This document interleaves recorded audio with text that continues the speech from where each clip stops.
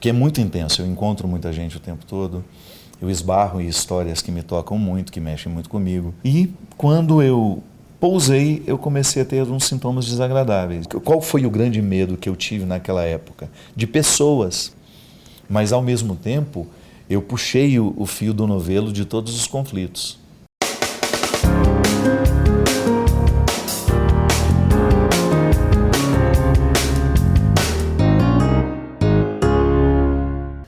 Então, olha só quem é meu convidado, Padre Fábio de Mello. Finalmente, Padre Fábio no meu canal do YouTube.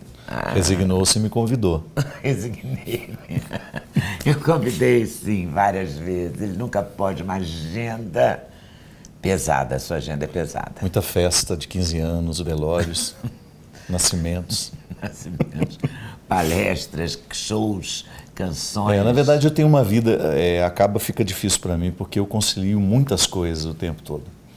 Então, quando eu tenho uma folga, às vezes eu não sei nem como me comportar. É estranho isso, né?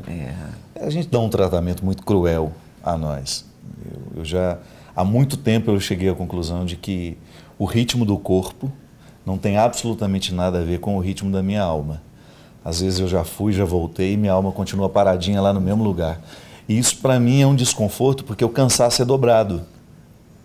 Não que eu não goste de fazer o que eu faço, mas eu sinto que eu precisaria de pelo menos 2, 3 dias para absorver aquilo que eu vivo. Porque é muito intenso, eu encontro muita gente o tempo todo, eu esbarro em histórias que me tocam muito, que mexem muito comigo. Eu vivo a flor da pele, você sabe, tanto para me entristecer quanto também para me alegrar. Então, como eu tenho um acúmulo de acontecimentos e eu administro isso o tempo todo dessa forma, eu me sinto às vezes muito estrangulado pelo tempo. Muito, muito.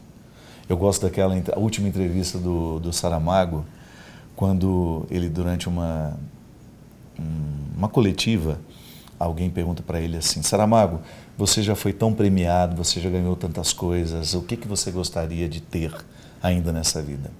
Aí ele pensou e disse: tempo. Gostaria de ter tempo. E realmente, eu acho que o nosso maior conflito é isso, né? Eu tenho tanta vontade de vir aqui, você sabe quanto você significa na minha vida. Talvez você não saiba, mas quando eu saí do mundo católico em termos de gravadora e fui para uma gravadora grande, que era Som Livre, eles perguntaram: Padre Fábio, quais os programas de televisão o senhor tem vontade de fazer? Eu disse: Leda Nagli. Olha, que eu fico sem que não censura. me aguento. E para mim é mesmo. Às vezes eu fico pensando, Leda, o tanto que eu gosto de você e como nós quase não temos oportunidade de estar juntos, né? Isso é tão cruel, a maneira como nós já programamos a nossa vida. Vezes, né? Há muito tempo atrás a gente tinha um tempinho maior. A gente sempre terminava o programa, a gente saía para comer alguma coisa. Ou então a gente se encontrava em Fortaleza, se encontrava em Belém. Isso mesmo, em Belém. Era bom, né? As agendas às vezes se encontravam, né? Mas tem muito tempo que nós nos encontramos. Há um desencontro nas nossas agendas. Mas agora, finalmente, estamos juntos aqui. Estamos juntos hoje. Aqui. Estou feliz com a sua feliz nova empreitada, com a sua iniciativa. Eu andei vendo entrevistas suas. Você andou tendo umas tristezas na vida, é isso? Tive. No ano passado, em setembro do ano passado, a minha irmã se matou. E foi um momento muito difícil para mim. Nossa. E desde então, eu comecei a perceber em mim algumas coisas desajustadas. E em julho, eu estava pousando em Fortaleza para um evento muito grande, um evento que reúne mais de 300 mil pessoas. É o Rock in Rio da música católica, que se chama Aleluia. E quando eu pousei, eu comecei a ter uns sintomas desagradáveis. E aquilo foi evoluindo, e eu tive uma semana extremamente sofrida. E aí desencadeou ali uma síndrome do pânico. Eu já tinha tido há 2 anos, mas dessa vez foi muito pior. Eu fiquei praticamente um mês sem querer sair de casa, com medo de tudo, das pessoas, das situações. Horrível. Não desejo a ninguém. Meu Deus, que tristeza. Muito ruim. E aí teve que se medicar e tudo? Sim, fiquei medicado durante 2 meses e meio. Eu quis... Claro, na fase aguda, Leda, você não tem escolha. Você tem que tomar remédio. Porque o pânico é uma situação de muito pavor, que você não adianta. Eu me via, por exemplo, às vezes eu escondia debaixo da cama, imagina isso. E eu era consciente de que eu estava me escondendo debaixo da cama. Não era uma coisa que eu fazia sem consciência. Mas eu não tinha uma gestão deste medo. Eu não era capaz de dizer a mim mesmo, Fábio, que é isso? Você é um homem de 46 anos, tendo um comportamento... Não há motivo para ter medo aqui, essas pessoas não vão lhe fazer mal. Não adiantava dizer isso para mim. Eu que sou tão racional, que sempre gostei de me livrar das paixões para poder me ver de forma mais consciente, naquele momento não adiantava esse discurso para mim. O que funcionou a minha vida inteira, de repente nada das fórmulas forte, que existencialmente eu havia encontrado resolvia. Então precisava da medicação. Aí eu custei a sair de casa para poder ir ao psiquiatra. O primeiro psiquiatra me medicou em casa, a medicação não fazia efeito e eu não dormia. Para você ter uma ideia, eu devo ter ficado uns 15 dias praticamente sem dormir, com 1h30 de sono, às vezes 2 no máximo por noite, o que agravava ainda mais o nível de ansiedade.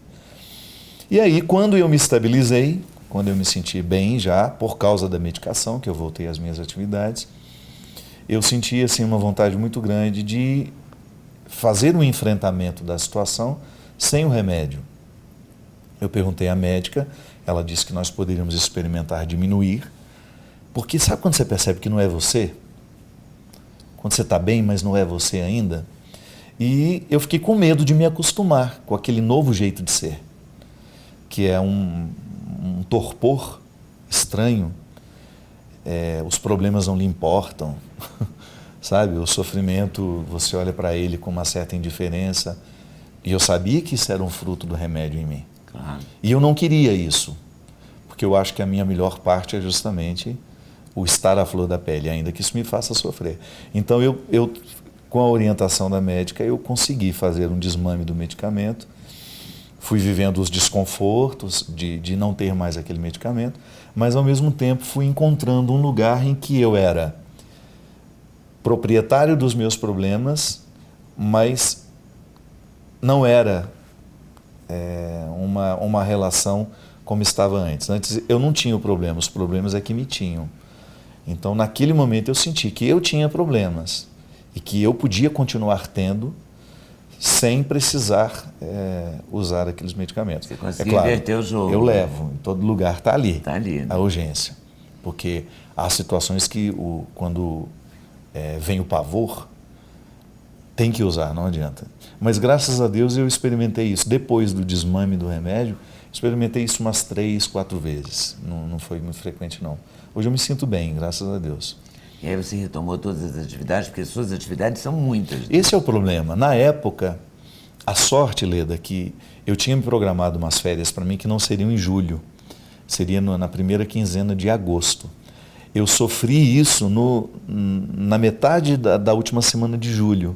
Então eu trabalhei com o desconforto durante uns 4, 5 dias. Eu cumpri uma agenda de 4 shows lá no Nordeste, à base de um medicamento improvisado, não era o do pânico ainda.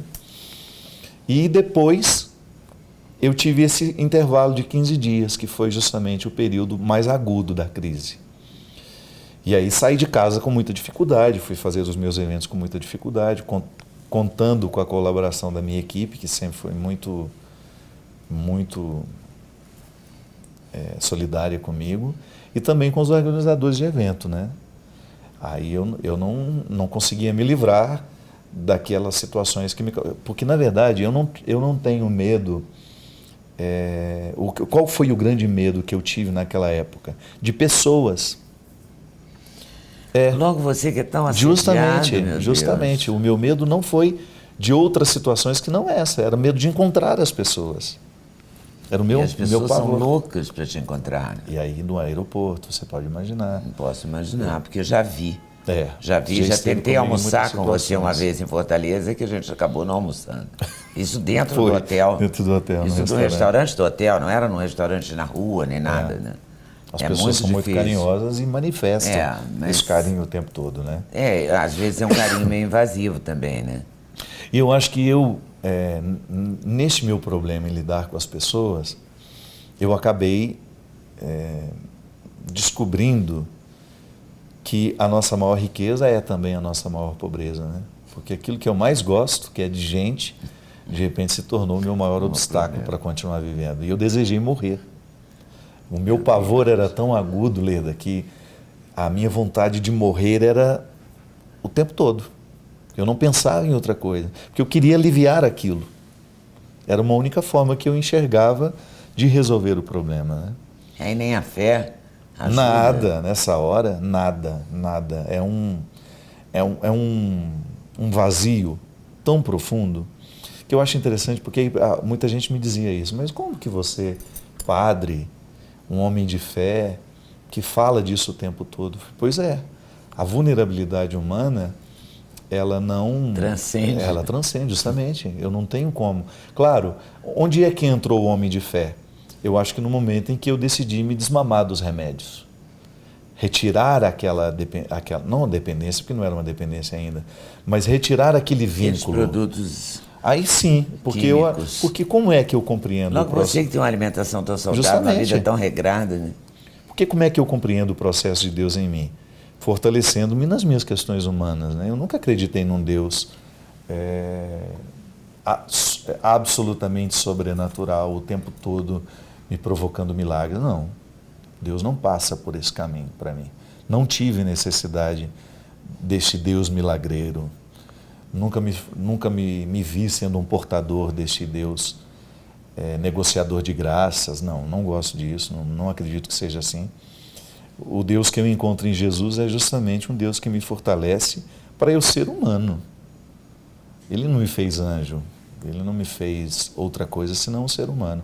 Ele reforça o ser humano. Justamente. Então eu preciso, na minha adesão ao que é sagrado, eu fortaleço as minhas virtudes. Da mesma forma como eu também sou livre para alimentar o meu diabólico, que vai reforçar os meus defeitos. Então naquele momento eu escutei muita gente me perguntando isso e eu não sabia responder. Por que naquele momento a minha fé não me segurava? Quem me segurou naquele momento foram os medicamentos. Porque as minhas convicções religiosas estavam em desordem. É uma desordem química do seu você não tem autoridade sobre o que você sente. E eu passei a ter muito respeito pelos que se matam. Inclusive, fiz uma meia-culpa em relação à minha irmã. Porque sempre que ela dizia isso, eu interpretava como alguém que queria chamar a atenção. E não é assim, não. Às vezes as pessoas não estão querendo chamar a atenção. Elas estão querendo resolver os seus problemas. Então, passei a interpretar diferente, sabe? Esses pedidos de socorro. Me humanizou muito mais. Tanto é que quando eu precisei enfrentar, porque eu não tive tempo, eu não cheguei em tempo do sepultamento da minha irmã. Então, quando eu precisei no outro dia ir ao cemitério, eu ainda não tinha passado por tudo isso. Mas eu senti que ali começou a puxar, sabe, a abrir a caixa de Pandora de muita coisa que estava guardada dentro de mim, que dizia respeito à minha relação familiar, que não é fácil para você, não é fácil para ninguém. A obrigatoriedade do sangue é um peso. E não basta ser irmão, não basta ter o mesmo sangue, não basta ser filho dele, ser filho dela, não adianta. Isso não segura. O que nos segura é o vínculo. E pode ser que você tenha um vínculo com uma pessoa estranha que você nunca teve com um familiar. E enxergar isso sem culpa me fez muito bem. Mas, ao mesmo tempo, eu puxei o fio do novelo de todos os conflitos. Porque eu não tenho dúvida de que aquela crise, ela estava intimamente ligada à minha relação familiar. Que de repente me deu desespero, sabe? Eu fiquei com medo das pessoas. Mas as primeiras pessoas que eu tive medo foram os meus familiares. Porque o contexto da morte da minha irmã revelou coisas horríveis ali. Em um nó, sabe? Difícil de ser compreendido quando a gente parte do princípio que se a gente ainda não se ama o suficiente, pelo menos a gente deveria ter respeito um pelo outro. Então a minha irmã morreu num contexto de muito desrespeito por ela. E aí eu acho que foi assim, você vai... Foi um estopim. Foi. A gente não sabe onde é que começa uma dor, né? O que você sabe é o ponto agudo dela, é igual você ter uma inflamação ou uma infecção que vai lentamente destruindo o seu mecanismo, o seu organismo, machucando o seu organismo. E quando vem a dor aguda é justamente para que você perceba que algo está errado. Se você descobre antes da dor ser aguda, você trata a infecção. Mas geralmente não é assim que funciona, porque a gente se observa pouco, né? A gente se observa muito pouco. E cada vez a gente tem menos tempo para gente. A gente é muito Hoje reativo. A gente presta muito pouco. A gente é reativo demais, né? Às vezes eu vejo isso em mim. Eu não fico olhando para os outros, não. Eu olho em mim. Como eu sou naturalmente reativo e menos reflexivo. Em outros tempos eu já fui muito mais reflexivo do que eu sou hoje. Mas eu estou estimulado para viver para fora o tempo todo. Nós temos um aparelhinho que a gente leva, que nos comanda, facilita a nossa vida, mas também nos priva de muita intimidade. Eu estou escrevendo um livro novo agora, sabe? Em que é justamente uma conversa entre o homem e a consciência. E aí eu não sabia como colocar essa consciência, eu pus no formato de um menino. O homem está dentro do closet se preparando para ir para o trabalho, e esse menino começa a fazer perguntas. E eu achei interessante porque ali eu tratei a questão que mais me incomoda nos últimos tempos, que é justamente a autorização que eu dou aos meus invasores. Porque às vezes eu reclamo que eu não tenho privacidade. Isso eu vejo as pessoas reclamando. Quando eu digo eu, estou de alguma forma colocando todo mundo que vive o mesmo conflito. A gente reclama que a gente não tem intimidade, que nós somos o tempo todo invadidos na nossa vida, mas somos nós que autorizamos as invasões. E estamos sempre justificados para tudo aquilo que a gente autoriza, né? É uma coisa estranha. Explicação. Sempre justificados. Estamos sempre justificados para a vida que a gente não vive, para o tempo que a gente perde e para as invasões que nós permitimos. E esse livro deve sair em 2018? Na verdade, eu sou pressionado para que ele saia em julho de 2016. Que eu nunca vi como as editoras gostam que a gente fique parindo livros, né? Como eu não... Quantos livros você já tem? Acho que uns 18, não sei. É muito, né? É muito livro. E ruim, né, para um cara que só tem 46 anos. Se eu for escutar o conselho do sábio, só se escreve depois dos 50. Diz que a gente escreve, quem escreve antes dos 50, depois vive para desdizer. Ou então, se eu for escutar o conselho do Drummond, convive com o teu poema antes de escrevê-lo. É verdade, né? Tem tanta coisa que a gente precisaria conviver antes de dizer, mas não. Mas não sai dizendo. Mas é uma coisa... Igual eu estou escrevendo um livro, Leda, que é super precioso para mim. São diálogos imaginários com a minha mãe. Então, a minha mãe é uma mulher extremamente sábia, mas ela não estudou. Ela tem 3º ano primário. E eu fico imaginando que se a minha mãe tivesse estudado, sábia como ela é, inteligente como ela é, se ela tivesse a bagagem do conhecimento que eu pude ter fazendo as faculdades que eu fiz. Aí eu comecei a escrever um livro de diálogos imaginários. E aí a gente fala de tudo, de todas as questões existenciais que me incomodaram ao longo da vida, que eu não tive condições de conversar com ela. É o maior prejuízo que eu interpreto para mim é esse. Por que eu nunca pude conversar isso com a minha mãe? Poderia ecoar pela sensibilidade que ela tem, mas ela certamente não entenderia 70% do palavreado que eu usaria para falar. E tudo nasceu do lançamento do meu primeiro livro, que foi lá em Formiga, né, na terra onde eu nasci. E à noite, depois quando nós voltamos para casa, era meu aniversário. Estava passando o dia 2 de abril para o dia 3. Aí eu deitei na minha cama, não consegui dormir, e eu vi que ela estava com a televisão dela ainda ligada, eu fui e deitei lá. E fiquei assim com ela, e ela começou a passar a mão na minha cabeça e falou assim: Fabinho, como você falou bonito hoje. Eu não entendi nada, mas eu achei tudo muito bonito. Então eu descobri que há uma forma de entendimento que não passa pela inteligência, né, mas é uma sensibilidade. E a partir daquilo eu fiquei. E a editora fica querendo de todas as formas que eu publique o livro, né? Porque o livro chama-se A Vida é Cruel, Ana Maria. Eu uso o nome dela. Porque eu começo justamente falando da crueldade da vida.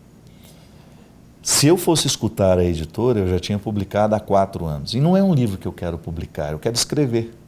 Sabe quando você sente que aquilo é o seu prazer? Não sei se vai ficar pronto um dia. Você quer conviver com o Eu poema? quero conviver antes de com o publicar. poema antes de escrevê-lo. É. E aí ele vai sair. Se ele tiver será. que ser dos outros, ele será. Ele será. Se não, será uma experiência solitária minha, de um autoconhecimento, que eu acho que toda vez que eu tenho a oportunidade de investigar a minha mãe ou de estar com ela, eu estou tendo uma experiência de autoconhecimento. Porque a mãe, ela tem uma visão da gente que ninguém tem. Então é muito sagrado você ouvir o que sua mãe tem a dizer sobre você. Primeiro porque ela tem um discurso muito apaixonado e você precisa filtrar isso, mas quando você ultrapassa essas camadas do ciúme, do interesse pessoal, que são todos elementos que o amor romântico não deixa a gente ver, né? E eu não quero ter um amor romântico com minha mãe. Quando você ultrapassa todas essas camadas, você chega a um núcleo de verdade que a ela pertence. Ela me viu de um jeito que ninguém me viu. Ela cuidou de uma indigência madrugal que ninguém cuidou, né? Ela viu choros que ninguém viu. Ela me viu em situações de indigência que ninguém viu. Isso é muito sagrado. Vai ficar bonito. Talvez seja só para isso, para ter a oportunidade de ficar a sós com ela, mesmo sem que ela esteja na minha presença. Vai ser bonito. Eu gosto da proposta. Você fez esse ano, 2017, um livro com o Leandro Carnal. Sim. Ele é ateu, né? E gostando disso, né? Orgulhoso disso. E Ele tem um posicionamento extremamente você é tranquilo em um homem relação a de isso. fé, né? E da Embora ele fé. seja mais católico do que eu, né? Como assim? Em termos de conhecimento da doutrina, é impressionante como ele é um homem muito culto e ele tem um conhecimento do catolicismo de raiz, por ter sido muito católico a vida inteira, que é raro. Às vezes eu não encontro padres que têm o conhecimento que ele tem. É mesmo. Da história da Mas vida dos você santos. fez teologia, você fez Sim. muitas faculdades, você estudou muito. Eu religião. fiz 2 faculdades, uma pós e um mestrado. Então, você também tem muito conhecimento. Sim, mas o Carnal, ele O tem, dele é vivencial, ele você tem um acha? conhecimento prático de um catolicismo bastante tradicional, que eu não tive. Embora eu tenha nascido em Minas Gerais, o nosso Estado catolicismo católico. é muito sincreto, né? Bastante marcado pelo sincretismo. Dentro de casa eu via uma mistura, e sem saber que era uma mistura. Hoje eu vejo, porque faço o distanciamento epistemológico daquilo que eu estudei, eu olho e vejo. Isso aqui são elementos do candomblé, isso aqui são elementos do budismo, do judaísmo, isso aqui é cristianismo. Mas dentro da minha casa era tudo misturado, no mesmo pacote. E o Carnal não. Ele vem de um catolicismo mais purificado, que é a raiz dele. A raiz alemã? É, alemã, e ele estudou também com os jesuítas, né? Quase ficou padre. Então ele tem uma cultura religiosa muito, muito substanciosa. E para mim foi um prazer escrever o livro com ele, foi muito bom. Na verdade não foi um livro que nasceu escrito por nós, né? É a transcrição de uma conversa, de uma boa conversa. Uma conversa sem Nós tivemos rodeios lá na entre Barra um historiador ateu e um padre católico. É. Aí depois a pessoa que estava presenciando, que gravou tudo, transcreveu o nosso texto, a gente deu uma limpada nos uais, no é que tinha, oi, né, pronto. E ficou um livro bastante coloquial, que era justamente a proposta. A gente não queria fazer um livro enfadonho, né? Que a pessoa ficasse 2 posicionamentos Difícil o tempo todo. você Não. e ele fazer um livro enfadonho. Mas poderia ficar se a gente assumisse de repente um formato de debate, né? Não, foi Mas uma como conversa. Foi uma conversa, teve uma leveza, né? Teve a leveza. Nós saímos do peso do debate. Porque ninguém queria ter razão. Não era o nosso objetivo. Era apenas a oportunidade do encontro em que essas ideias eram colocadas para a gente perceber até mesmo uma convergência. Existiam pontos em que nós éramos Por exemplo? absolutamente contrários. Convergentes. Convergentes. Ele é um cara de formação cristã, que depois esmerou-se nos caminhos da filosofia, um aristotélico. E quando eu olho para o meu cristianismo, o que eu vejo? As virtudes aristotélicas batizadas por Tomás de Aquino. Né? Tomás de Aquino compreendeu perfeitamente a proposta de Jesus, descobriu que na filosofia aristotélica existia um fundamento teórico absolutamente coerente com aquilo que Jesus dizia, traz a filosofia aristotélica sob o formato de suas convicções cristãs e estabelece uma nova forma, dando ao cristianismo uma inteligência, uma nobreza intelectual. Então, se Karnal crê em Aristóteles, enquanto um homem que defende a vida virtuosa, nós temos o mesmo caminho. Tanto é que o livro termina assim, eu digo isso. A quem não tem Deus, que tenha pelo menos Aristóteles, e a gente tem um mundo melhor, né? Com certeza. Porque dependendo da maneira como se crer em Deus, o crer em Aristóteles faz mais bem ao ser humano do que o fundamentalismo religioso que leva a um Deus sem história, por exemplo, que não tem nenhum comprometimento social, que não se preza por viver uma vida virtuosa, de respeito ao outro. Por exemplo, em Brasília nós temos as bancadas que se dizem cristãs e que a própria investigação revelou vários nomes que estão todos lá no limbo, no limbo da vergonha. Ah, esse país está dando um certo desânimo, não está não? Tá. É porque a gente não vê... Eu não sei, eu votei em todos eles, né? Eu votei no Lula, eu votei na Dilma, eu votei no Aécio, eu votei no Fernando Henrique Cardoso. Eu fui um cara que passou, que eu acreditei nessas pessoas. Então hoje, claro, nós estamos ainda num processo de descobrir a verdade, mas eu não posso ficar dizendo, eu sou deste lado, eu sou daquele. Não, já estive em todos os lados. E eu confesso que não sei que lado que eu estarei. Eu não consigo ver uma liderança que possa de fato nos salvar desse absurdo, desse caos.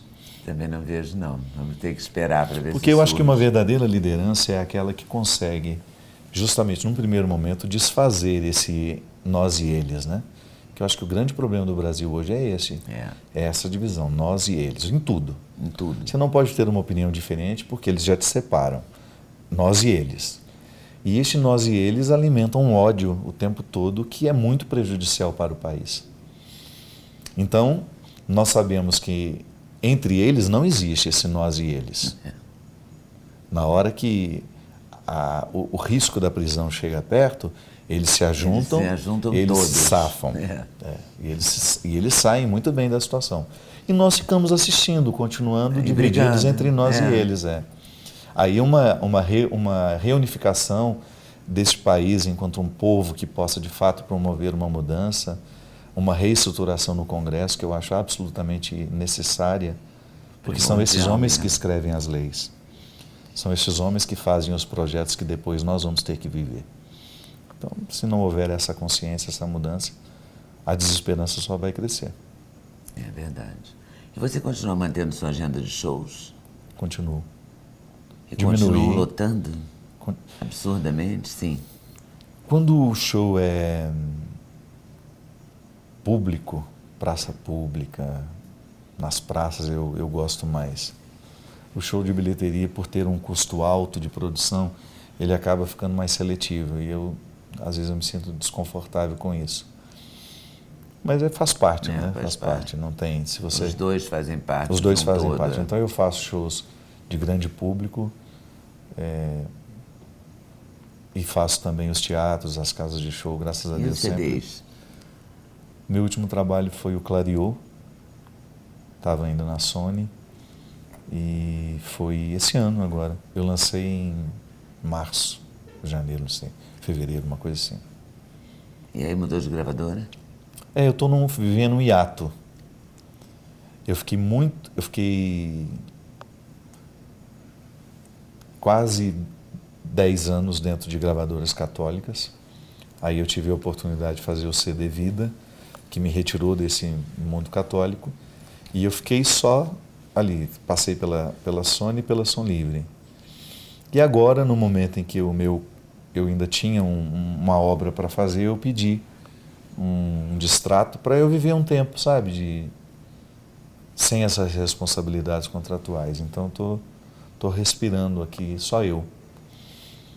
Acho que me fez bem também. Eu gosto muito da equipe da Sony, fui muito bem tratado lá, mas vai me fazer bem esse tempo sem compromisso.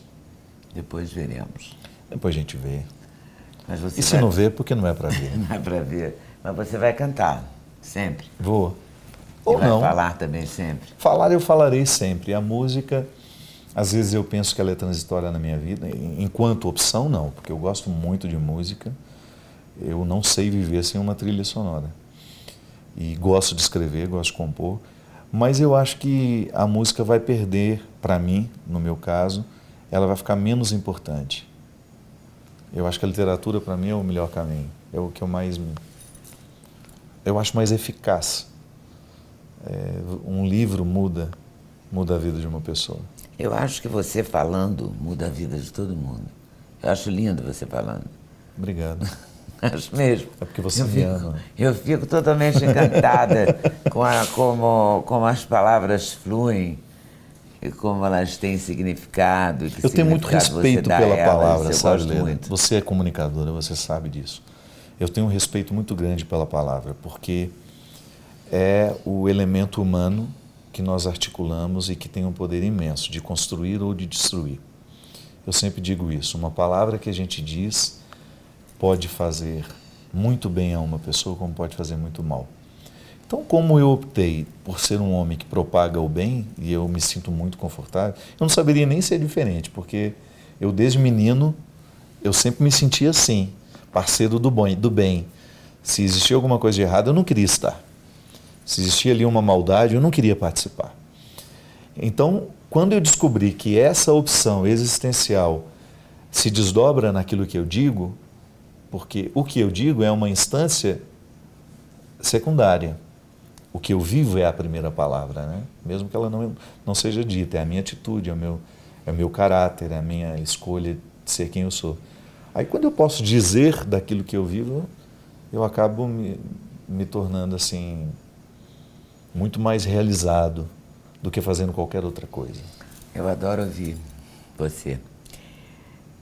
E lamento não poder ficar o resto da vida aqui gravando, Também falando. acho lamentável ouvindo. esse programa ser tão curto. Curto, é um absurdo. Muito obrigado, Obrigado meu querido. você, viu? Um prazer imenso estar por ter aqui. vindo. Um prazer enorme. Obrigado. Se liga aí, dá like, assina o canal. Preciso disso, ok?